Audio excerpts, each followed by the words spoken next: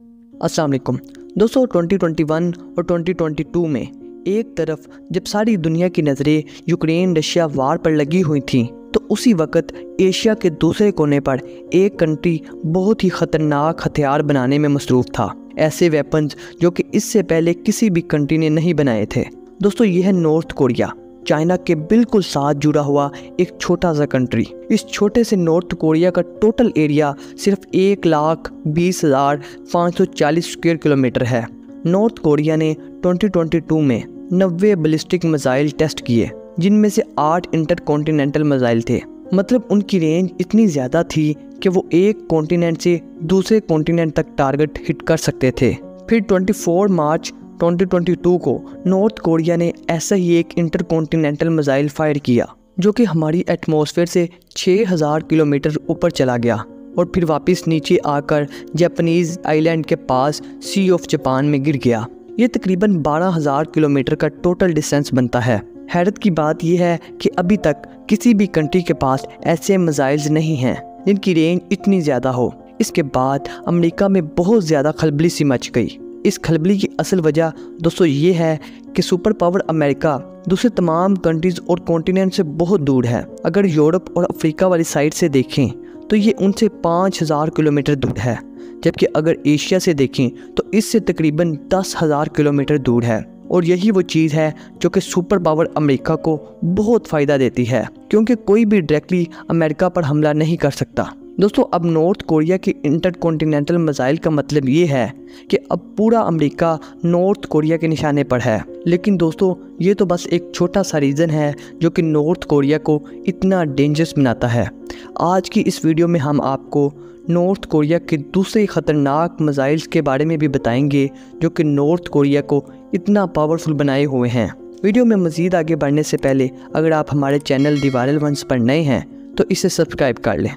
दोस्तों, 2022 में north Korea ने इंटरकॉन्टिनेंटल मिसाइल के अलावा और भी कई मिसाइल एक्सपेरिमेंट्स किए। जी हाँ दोस्तों, 4 अक्टूबर 2022 को नॉर्थ कोरिया ने एक शॉर्ट रेंज बैलिस्टिक मिसाइल भी टेस्ट किया, जो कि जापान के ऊपर से होता हुआ 4500 किलोमीटर दूर पैसिफिक ओशन में जाकर गिरा। अब नॉर्थ कोरिया आसानी से जापान, साउथ कोरिया और गुआम में अमेरिकी मिलिट्री बेसिस को टारगेट कर सकता है। और इन सब से बढ़कर नॉर्थ कोरिया अब टैक्टिकल न्यूक्लियर मिसाइल पर काम कर रहा है। Tactical nuclear missile normal nuclear missile से बहुत डिफरेंट होते हैं। सबसे पहले तो इनका साइज़ बहुत छोटा होता है और ये शॉर्ट रेंज पर टारगेट को हिट कर सकते हैं। दूसरा, इनको चलाने के लिए किसी सबमरीन या जेट की ज़रूरत नहीं होती, बल्कि ये आसानी से नॉर्मल मिसाइल व्हीकल से भी चल सकते हैं।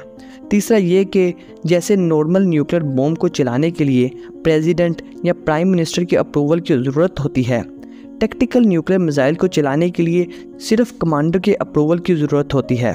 और इसकी वजह यह है कि जहां नॉर्मल न्यूक्लियर बॉम्ब पूरे मुल्क को तबाह कर सकता है, वहाँ टैक्टिकल न्यूक्लियर मिसाइल सिर्फ किसी स्पेसिफिक चीज़ को टारगेट करने के लिए होते हैं, जैसा कि किसी दुश्मन की मिलिट्री बेस को तबाह करने के लिए। दोस्तों, नॉर्थ कोरिया के इन मिसाइल टेस्ट की वजह से सबसे ज़्यादा ख़तरा अमेरिका को है, क्योंकि अमेरिका की बहुत सी मिलिट्री इसके आसपास के ममालिक और यहाँ करीब आइलैंड पर है, जो कि चाइना पर नज़र रखे हुए है। अमेरिका हरगिज़ नहीं चाहेगा कि नॉर्थ कोरिया इन पर अटैक करे, बल्कि अमेरिका नॉर्थ कोरिया पर प्रेशर डालने के लिए इकोनॉमिक सैंक्शन यानी इकोनॉमिक पाबंदियाँ लगाएगा।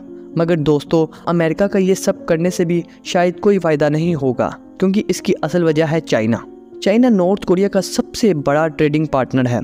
नॉर्थ कोरिया का 90% इंटरनेशनल ट्रेड चाइना के साथ होता है और इसी पैसे की वजह से नॉर्थ कोरिया की सारी इकोनॉमी चल रही है। इसके अलावा एक बहुत अहम चीज़ ये है कि चाइना और नॉर्थ कोरिया के दरमियान एक डिफेंस मुआहदा तय हो चुका है, जिसके मुताबिक इन दोनों कंट्रीज़ में से अगर किसी पे भी कोई और कंट्री अटैक करता है तो दोनों मिलकर एक दूसरे को डिफेंड करेंगे। दोस्तों, यहाँ आप सोच रहे होंगे कि जिस नॉर्थ कोरिया को सारी दुनिया ने कट ऑफ किया हुआ है, उसकी चाइना के साथ इतनी दोस्ती क्यों है? इसकी असल वजह है चाइना की ज्योग्राफिकल कॉम्प्लिकेशंस। जैसा कि दोस्तों हम जानते हैं, चाइना का दुनिया के साथ ट्रेड करने का एक ही रूट है और वो रूट नॉर्थ कोरिया के रास्ते से होकर जाता है। लेकिन इस सारे रूट में छोटे छोटे आइलैंड्स और ममालिक भी मौजूद हैं और ये सब कंट्रीज़ अमेरिका के दोस्त हैं। ये ममालिक अमेरिका के एक इशारे पर चाइना के ट्रेड रूट को ब्लॉक कर सकते हैं। इसके अलावा चाइना के सबसे बड़े दुश्मन अमेरिका की सबसे बड़ी मिलिट्री बेस भी इन्हीं में से एक मुल्क यानी साउथ कोरिया में है, जहां अमेरिका के 30,000 फौजी हर वक्त तैयार रहते हैं।